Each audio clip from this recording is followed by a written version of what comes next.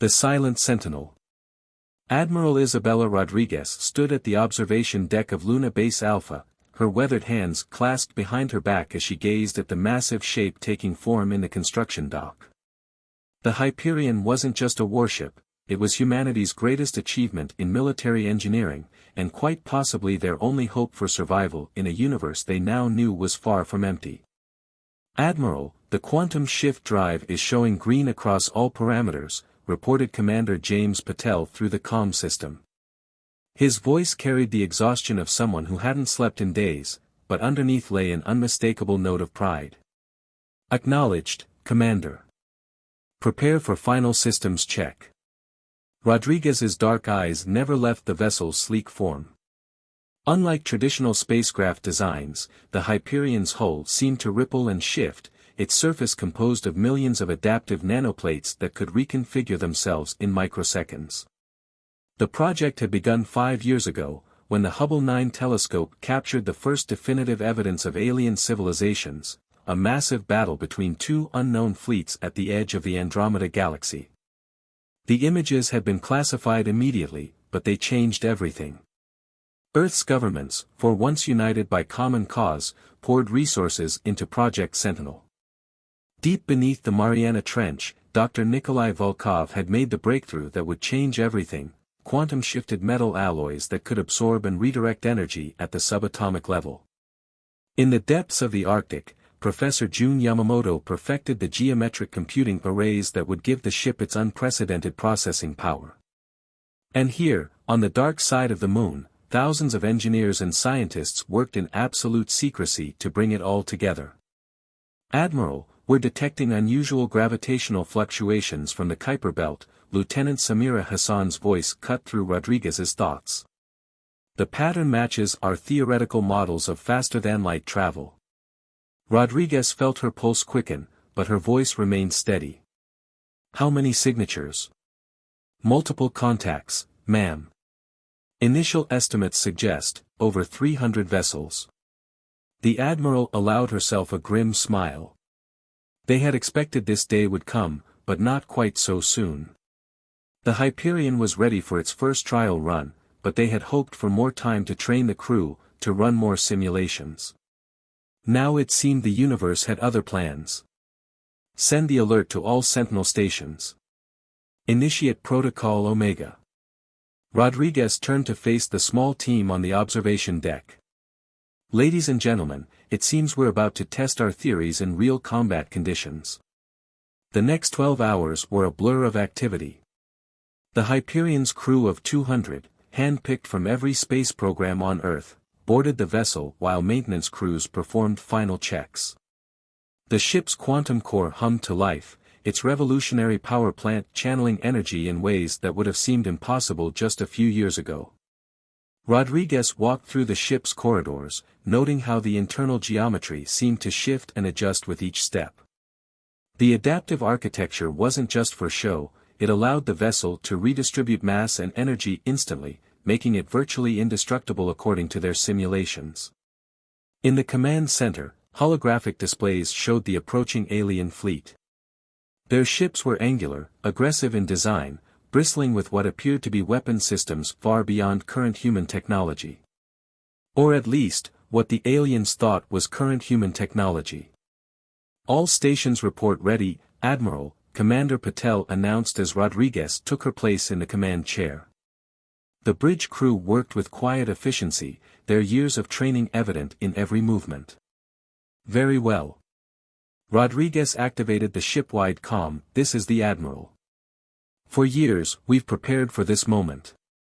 We've kept our true capabilities hidden, knowing that humanity's survival might depend on the element of surprise.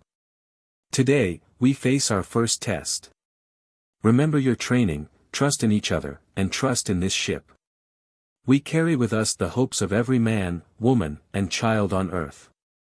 She paused, watching as the alien fleet drew closer to the outer solar system. They were maintaining tight formation, confident in their superiority. They had no idea what awaited them.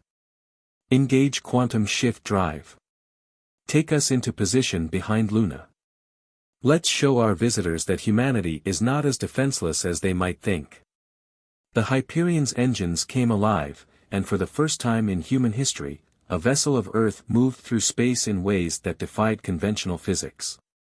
The quantum-shifted hull absorbed all radar and LiDAR scanning, making them effectively invisible to standard detection methods. As they took up their position, Rodriguez studied the tactical displays. The alien fleet would reach Earth's orbit in approximately 6 hours. 6 hours to prepare for humanity's first interstellar combat. 6 hours until they would learn if Project Sentinel's radical technologies would be enough to defend their world. Send word to the surface, Rodriguez ordered. Tell them to maintain radio silence and standard defensive posture. Let's not show our hand until the last possible moment. The waiting began, and with it, the true test of humanity's resolve was about to unfold. First Contact's shadow. Supreme Commander Xyrath of the Kraxan Empire stood before the massive tactical display, his iridescent scales shifting colors with barely contained anticipation. The Sol system lay before him, a pristine jewel in the vastness of space that would soon join the ever-expanding territories of the Empire. Pathetic, he rumbled, multiple rows of bioluminescent spots pulsing along his ceremonial armor. Their most advanced satellites still use primitive radio waves. Their weapon systems rely on chemical propulsion. His command staff, assembled in the briefing chamber of the flagship Eternal Dawn, clicked their approval with their secondary mandibles. Fleet strategist Nexera, distinguished by her midnight blue scales, stepped forward. Supreme Commander, our long-range scans confirm their military capabilities match our intelligence reports. Their orbital defense grid consists of approximately 3,000 satellites, most armed with kinetic weapons or low-yield nuclear devices. And their ground-based defenses?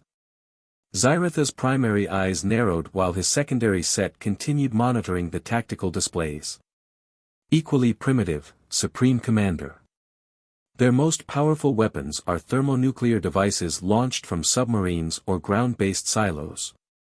Nothing that our quantum shields cannot handle. Nexera's voice carried the confidence of someone who had participated in dozens of planetary conquests. The Kraxan Empire had encountered many civilizations at this stage of development.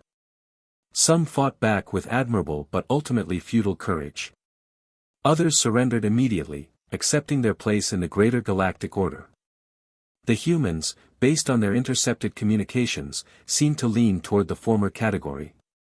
Their species is young, Xyrath observed, manipulating the holographic display to zoom in on Earth's major population centers. Barely 200 years into their industrial age. Yet they've already begun to master nuclear fusion, achieved rudimentary spaceflight, and developed basic artificial intelligence. Impressive for their age, agreed First Officer Kylax, his battle-scarred carapace reflecting the soft light of the command center. The Integration Council suggests they might make valuable additions to the Empire's research divisions, once properly subjugated. Xyrath chittered in amusement. The Integration Council, always thinking about the long-term benefits of conquest. They weren't wrong, humans had shown remarkable adaptability and innovation in their brief civilization. But first, they needed to learn their place in the cosmic hierarchy. Deploy the fleet in standard conquest formation, Xyrath commanded. Begin broadcasting the Imperial warning on all frequencies. Let's see how they respond to the knowledge that they're not alone in the universe. The massive Kraxan fleet moved with practiced precision, spreading out in a ceremonial pattern that had struck fear into countless civilizations. 300 warships, each capable of reducing a continent to ash, arranged themselves in the shape of the Imperial crest, a display of power that doubled as psychological warfare. Warning broadcast initiated, Supreme Commander, reported Communications Officer Vex. Translating into all major Earth languages. The message was one that had been refined over centuries of conquest. People of Earth, you are now in the presence of the Kraxan Empire, sovereign rulers of 47 star systems. Your civilization has been deemed worthy of integration. Surrender your military assets and submit to imperial authority. Resistance will result in significant loss of life and infrastructure. You have one planetary rotation to comply. As the message began transmitting, Xyrath noticed something peculiar in the sensor readings. These energy signatures from their lunar base, he mused, they seem irregular. Fleet strategist Nexera quickly analyzed the data.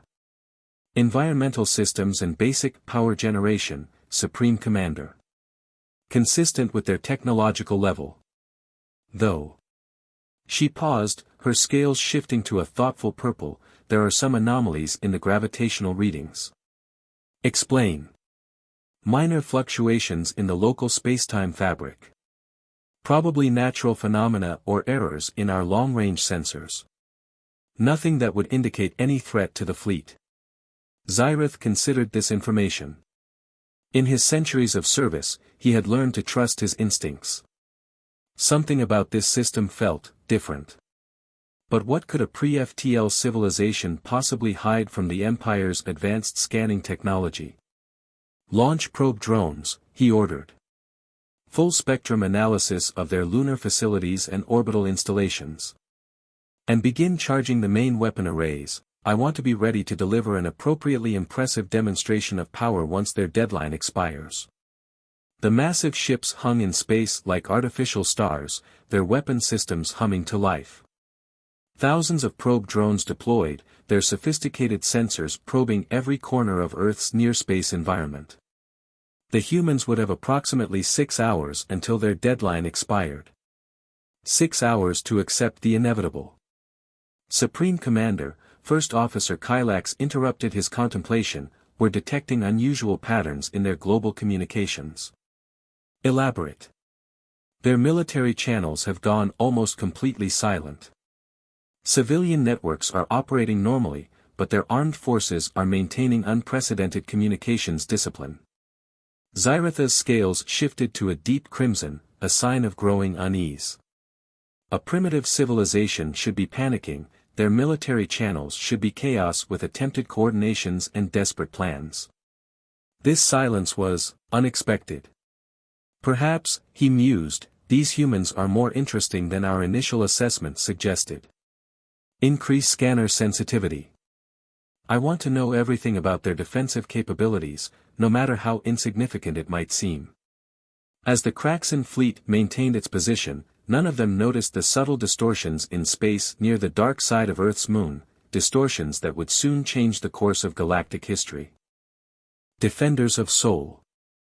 The deadline was approaching its final hour when Admiral Rodriguez made her move. The Hyperion's quantum shift drive engaged silently, moving the massive vessel through space in ways that defied conventional physics. Their first target would be the Kraxan probe network, those countless eyes that the enemy had scattered throughout the solar system. Execute Operation Blindfold, Rodriguez ordered, her voice steady despite the tension coursing through the bridge. Lieutenant Hassan, begin quantum pulse sequence. The Hyperion's hull rippled like liquid metal as it released precisely calibrated quantum pulses.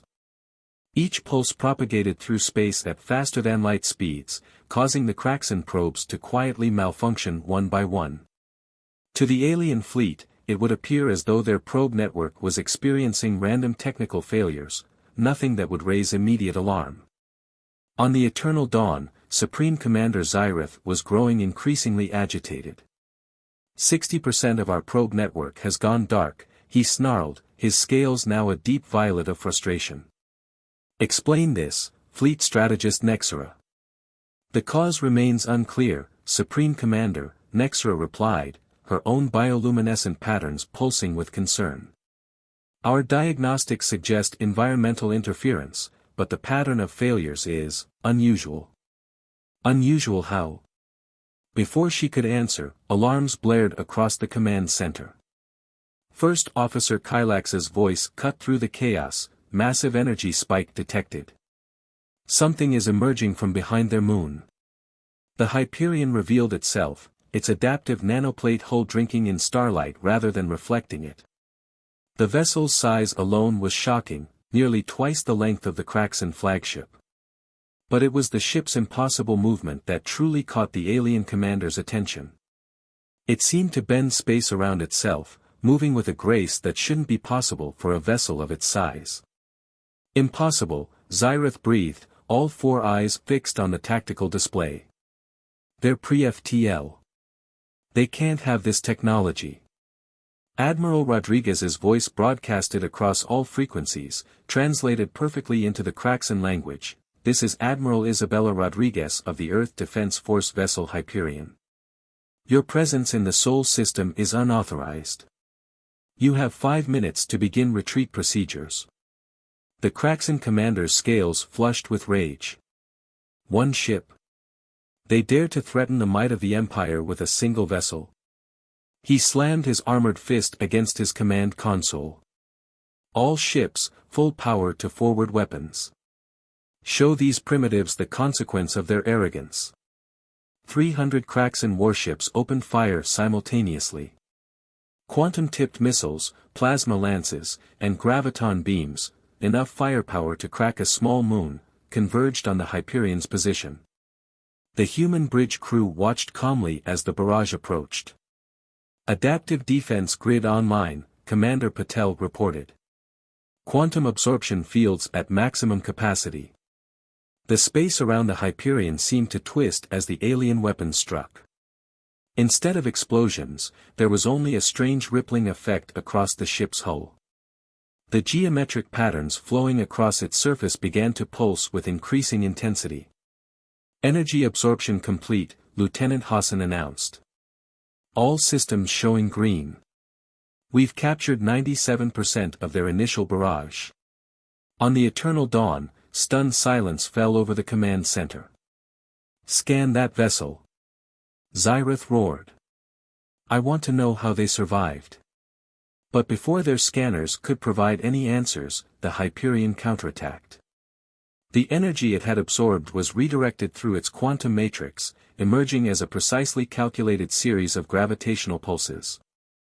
20 Kraxan ships found themselves caught in localized space-time distortions, their hulls crumpling like paper as artificial gravity wells crushed them from multiple directions. Impossible! Nexura exclaimed, her scales pale with shock. They're manipulating gravity with precision we've never seen before. Supreme Commander, they're using our own energy against us. The Hyperion moved again, its quantum drive allowing it to appear simultaneously at multiple points in space. The Kraxan fleet's tight formation, initially arranged for maximum psychological impact, now became a liability. Each gravitational pulse the human ship released caused chain reactions through their ranks. Reform the fleet. Xyrath commanded, but it was too late. The Hyperion was systematically disrupting their formation, using their own tight spacing against them. Ships collided as space itself seemed to fold and twist around them. Admiral Rodriguez watched the tactical display with grim satisfaction. Target their command ship, she ordered. Let's show them exactly what humanity is capable of. The Hyperion's main quantum cannon powered up, drawing on the vast reserves of energy it had absorbed from the Kraxan fleet's initial barrage. The geometric patterns across its hull aligned into new configurations, focusing power in ways that defied conventional physics. For minutes remaining in your withdrawal window, Rodriguez broadcasted to the alien fleet. I suggest you use them wisely. For the first time in his long military career, Supreme Commander Xyrath felt something he had never experienced before, fear. Not just of defeat, but of the realization that everything the Empire thought they knew about human technological capabilities had been catastrophically wrong. The battle for Earth was about to enter its next phase, and the galaxy would never be the same. Breaking point. Supreme Commander Xyrath's tactical training kicked in through his shock. The Kraxan Empire hadn't conquered 47 star systems by giving up at the first sign of resistance. All vessels, execute Scatter Protocol Sigma. Deploy temporal mines. Launch psychic dampeners. The remaining Kraxan ships broke formation, spreading out in a complex three-dimensional pattern designed to counter single-ship threats. Hundreds of temporal mines materialized in space, creating a maze of time distortion fields that would trap any vessel attempting to use conventional FTL travel. Admiral Rodriguez studied the shifting tactical display, a slight smile playing at the corners of her mouth. "They're adapting quickly," she noted. "Commander Patel, initiate quantum field analysis of those temporal mines." "Analysis complete," Patel reported moments later. "They're generating localized time dilation effects. Standard FTL drives would be torn apart. Good thing we don't use standard drives." Rodriguez tapped a series of commands into her console. "Lieutenant Hassan, prepare the quantum resonance cascade." The Hyperion's hull began to vibrate at a frequency that seemed to make reality itself shudder. The temporal mines closest to the ship started to flicker and destabilize as their time distortion fields were pulled into quantum harmony with the Hyperion's own spacetime manipulation. On the Eternal Dawn, Fleet strategist Nexera watched in horror as their defensive network began to collapse. "Supreme Commander, they're not just countering our technology, they're assimilating it. The human vessel is learning from each weapon we deploy." Zyratha's scales shifted through a spectrum of colors as he processed this information. The Empire's technological superiority had always been their greatest advantage. But these humans, they weren't just fighting back, they were evolving their tactics in real time. "Deploy the Mindbreaker squadrons," he ordered, his voice dropping to a dangerous whisper. "Let's see how they handle our most advanced combat AI." Sleek, black vessels emerged from the larger Kraxan ships, autonomous combat units controlled by quantum AI systems. They moved with impossible precision, their paths calculated by computers that could process combat scenarios faster than organic minds could comprehend. "Multiple bogies approaching," Hassan reported. "Their movement patterns suggest advanced artificial intelligence control." Rodriguez nodded. "Just as we expected. Dr. Yamamoto's geometric computing arrays are about to prove their worth. Initiate Protocol Omega-7. The Hyperion's quantum core pulsed with new energy as its geometric computing system engaged. The ship's hull patterns shifted into fractal configurations that mimicked and then improved upon the AI vessel's attack algorithms. Every move the Mindbreaker squadrons made was anticipated and countered before they could execute it.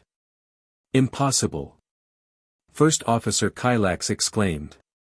"Their computing capability exceeds our most advanced systems." The battle evolved into a dance of impossible mathematics and quantum mechanics. The Mindbreaker squadrons launched attacks in perfect formation, only to find the Hyperion's defenses already configured to counter them. The human vessel moved with an organic fluidity that made mockery of traditional space combat tactics. Their neural architecture, Nexera realized, her scales paling.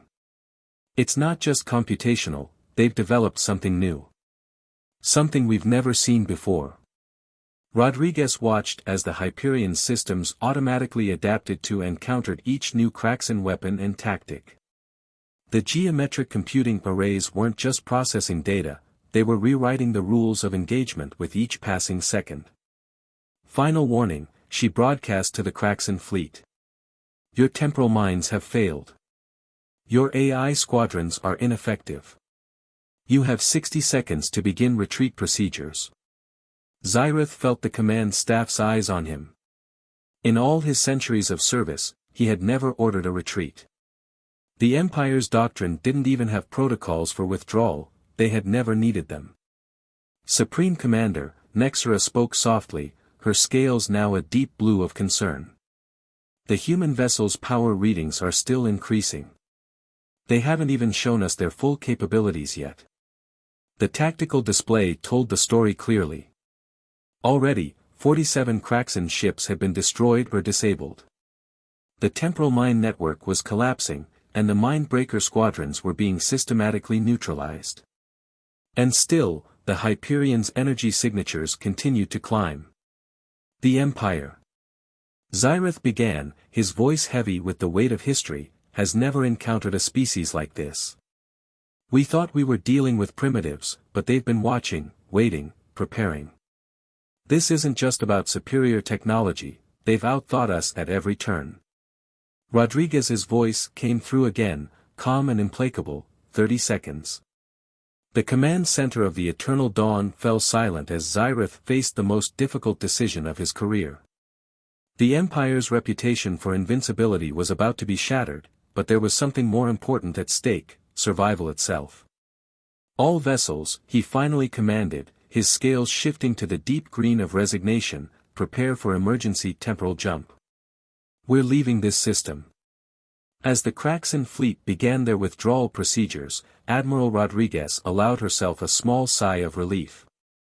Humanity had passed its first test against an alien invasion force, but she knew this was only the beginning. The galaxy would soon know that Earth was not the primitive backwater world they had assumed it to be. The age of human isolation was over. The real challenge was about to begin. Dawn of a new era. 2 weeks after the Kraxan fleet's retreat, Admiral Rodriguez stood in the United Nations General Assembly Hall, facing representatives from every nation on Earth. The massive chamber was packed beyond capacity, with countless screens broadcasting her address to billions around the world. The existence of Project Sentinel can no longer remain a secret, she began, her voice carrying the weight of recent events. The Hyperion's success against the Kraxan Empire proves that humanity's path forward lies not in division, but in unity. We didn't just defend Earth, we changed the galaxy's perception of human civilization forever. Holographic displays activated throughout the chamber, showing detailed analyses of the battle and its implications. The quantum technologies that had been developed in secret were now being revealed to the world, though many specifics would remain classified. In deep space, long-range sensors tracked the rippling effects of the Kraxan defeat. Other alien civilizations were responding to the news that a primitive world had forced an imperial fleet to retreat. The galaxy's political landscape was shifting rapidly. We've received transmissions from 17 different spacefaring species in the past week, Rodriguez continued. Some express curiosity, others concern, and a few have extended offers of diplomatic relations. The Kraxan Empire's defeat has created a power vacuum in this sector of space, one that we must be prepared to address. The Hyperion, now docked at Luna Base Alpha, was already being studied to develop improvements based on battle data. Dr. Volkov's quantum-shifted alloys had performed beyond expectations, and Professor Yamamoto's geometric computing arrays had proven capable of outthinking the most advanced alien AI systems. But our victory comes with responsibility, Rodriguez emphasized, her expression grave. We've shown the galaxy that humanity cannot be dismissed or subjugated. Now we must show them what kind of civilization we truly are. In orbit, construction had already begun on 2 more Titan-class vessels. The Prometheus and the Atlas would join the Hyperion as Earth's first line of defense. But unlike the secret development of the first ship, these new vessels were being built with international cooperation fully in the open. Commander Patel, seated in the audience, watched as Rodriguez outlined humanity's next steps. The quantum technologies that had been developed for defense were already being adapted for civilian use. Medical applications of quantum-shifted materials promised revolutionary treatments. The geometric computing systems would transform everything from climate modeling to space exploration. The Kraxan Empire will return, Rodriguez stated plainly. Not tomorrow, perhaps not for years, but they will come back. And they won't be alone. Our victory has placed Earth at the center of galactic politics whether we wanted that role or not. In distant star systems, the news was spreading. Surveillance probes recorded countless discussions in alien councils and forums. The species that had dismissed humanity as barely worth noticing were now reassessing everything they thought they knew about Earth. We stand at a crossroads, Rodriguez continued. We can retreat behind our advanced technology, using it solely for defense, or we can embrace our place in the galactic community. We can choose isolation, or we can choose engagement.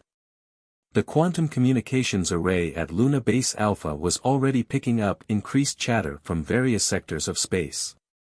Some alien civilizations, long suppressed by the Kraxan Empire, saw Earth's emergence as an opportunity for alliance.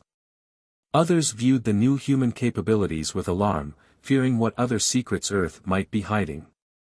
I propose the formation of the Earth Defense and Space Exploration Initiative, Rodriguez announced. EDSEI will coordinate our military defense, scientific research, and diplomatic outreach. We've proven we can defend ourselves, now let's prove we can do more. In the weeks that followed, Earth underwent rapid changes. The public revelation of advanced technology sparked a new renaissance in science and engineering. Global cooperation, strengthened by the shared experience of facing an alien threat, led to unprecedented diplomatic breakthroughs. The Hyperion's success had done more than just defend Earth, it had fundamentally altered humanity's perception of itself. No longer were they a species confined to one planet, vulnerable to any advanced civilization that happened to find them. They were now recognized as a force to be reckoned with in the galaxy. 6 months after the battle, Admiral Rodriguez stood on the Hyperion's observation deck, watching Earth's first official diplomatic mission prepare to depart. The vessel, a civilian ship incorporating many of the same technologies that had defended Earth, would visit 5 different alien civilizations that had extended peaceful contact. "We're ready for this," Commander Patel said, joining her at the window. "The galaxy won't wait for us to catch up anymore." Rodriguez nodded, her eyes fixed on the stars that no longer seemed quite so distant. "No, they won't. But that's exactly what we've been preparing for all along. We didn't just build a weapon, James. We built a bridge to the future." As Earth's first diplomatic vessel disappeared into quantum space, Rodriguez allowed herself a small smile. The age of human isolation was over, replaced by an era of unprecedented possibility. They had faced their first test as a spacefaring civilization and emerged stronger than anyone, human or alien, had expected. The galaxy would never be the same. And neither would humanity.